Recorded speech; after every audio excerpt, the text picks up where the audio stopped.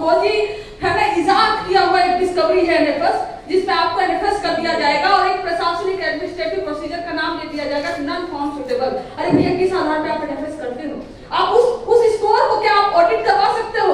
उसको आप live record करवा सकते हो? आप प्रूव कर सकते हो कि जिसका आप इंटरव्यू लिए हो, जिसका एनएफएस किया हो, वो सच में एनएफएस होने लायक है? सही से आप इम्प्लीमेंटेशन नहीं कर रहे हैं। और ऐसे ही जब पूछा गया कि वैकेंट सीटें कितनी हैं, तो उन्होंने कोई जवाब नहीं दिया, बोला कि हमारे पास वैकेंट सीटों का कोई ऐसा डेटा नहीं है। तो यहाँ पर खेल होता है कि सीटें वैकेंट रखकर जो आप बैकलॉग करते हो और उस बैकलॉग के आधार पर आप उसको बाद में जनरल में कन्वर्ट करते हो। और ये जातिगत भेदभाव पर हम बोल रहे हैं कि अभी किसी कैंसर से कम नहीं, ये डेंजरस है।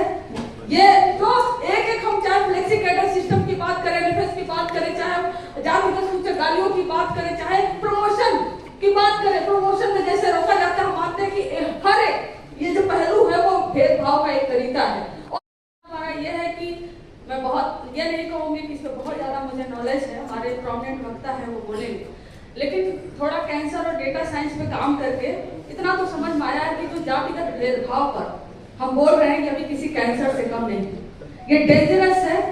ये फिर भी रियल लाइफ में जो कैंसर होता है ह्यूमन को, उसके लिए हम क्योर की उसका इजाद करते हैं, उस पर रिसर्च करते हैं, लेकिन यह जो कैंसर है इसको लोग बनाए रखना चाहते हैं, इस कैंसर को लोग खत्म ही नहीं करना चाहते हैं। और रिसेंट में मैं अभी कुछ डेटा से गो थ्रू कर रही थी, तो पता चला कि आईआईटीज हो, आईएम्स हो, यूनिवर्सिटीज हो, उसमें जब आप ओबीसी एससी एसटी का फैकल्टी पोजीशन देखेंगे तो आपको कहीं पर 5.5 कहीं पर उससे भी कम, लेकिन कहीं भी ऐसा नहीं होगा कि जो संवैधानिक अपेक्षा के जो पोस्ट होना चाहिए मिनिमम 27% ओबीसी के लिए और एससी के लिए 15 और 7.5% एसटी के लिए, वो कहीं भी रिप्रेजेंटेशन वो नहीं दिखाई देता है। और ये रिप्रेजेंटेशन क्यों नहीं हो पा रहा है, इसमें कई सारे पहलू आते हैं, जिसमें एनएफएस एक मुद्दा, ये एक बहुत खोजी है ना, इजाद किया हुआ एक डिस्कवरी है एनएफएस, जिसमें आपको एनएफएस कर दिया जाएगा और एक प्रशासनिक एडमिनिस्ट्रेटिव प्रोसीजर का नाम दे दिया जाएगा नॉन फॉर्म सुटेबल। अरे भैया किस आधार पे आप एनएफएस करते हो? आप उस स्कोर को क्या आप ऑडिट करवा सकते हो? उसको आप लाइव रिकॉर्ड करवा सकते हो? आप प्रूव कर सकते हो कि जिसका आप इंटरव्यू लिए हो, जिसका एनएफएस किया हो, वो सच में एनएफएस होने लायक है? ये तमाम पहलू हैं। और ये जो आईआईटीज वगैरह से डेटा मांगा गया था आरटीआई के आधार पर, पता उनसे पूछा गया था 3 सवाल। पहला कि जो आवंटित सीटें हैं कैटेगरी वाइज, वो आवंटित सीटें कितना जनरल ओबीसी एससी एसटी की हैं? सबने कहा क्योंकि हमारे यहाँ फ्लेक्सी कैडर सिस्टम है, बहुत अच्छा टर्म है flexi cadre system, flexible cadre system, मतलब जितना स्टूडेंट आएंगे उतना प्रोफेसर उसी हिसाब से अनुपात में होगा, स्टूडेंट के रेशियो में होगा। ये फ्लेक्सी कैडर सिस्टम के जब ओपेक्सिटी लाते हैं, जब ट्रांसपेरेंसी नहीं लाते हैं, तो एवरी ओपेक्सिटी ना widens the gap of inequality.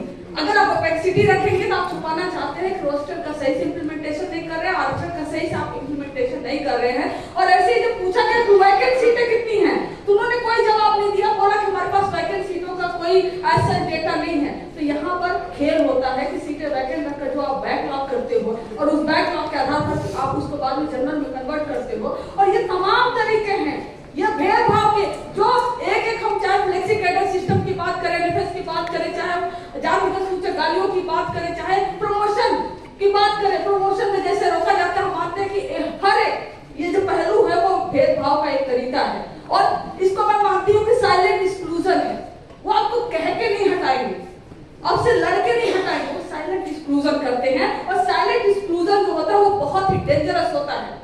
और उसी की वजह से आज भी आजादी के 75 साल बाद ही भले ओबीसी आरक्षण लागू हुए 30 साल हुए हो, आज भी मिनिमम 27% जो है ओबीसी के फैकल्टी, एससी के फैकल्टी आपको नहीं मिलेंगे। ये साइलेंट एक्सक्लूजन पर खुल के बात करना पड़ेगा। ये क्यों ढकना चाहते हैं? तो आगे की बात हमारे प्रोमिनेंट स्पीकर करेंगे, लेकिन हमें लग रहा है कि ये लड़ाई जो मेरिटधारी और इस तरह से करते हैं, ये लड़ाई डेटा के आधार पर भी अब होना चाहिए।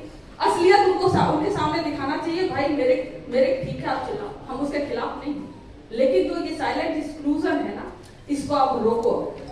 और उसीलिए यूजीसी ये सब नहीं रोक सकता था जो नई गाइडलाइन आई, इसीलिए हमें लगता है कि यूजीसी इक्विटी जो गाइडलाइन आई उसको और भी मजबूत करने की जरूरत है। उसमें हमारी और सारी मांगे होंगी और उसको और आगे बढ़ाएंगे। आगे क्या लड़ाई होगी आप सबके सामने मैं और सब लोग रूपरेखा रखेंगे।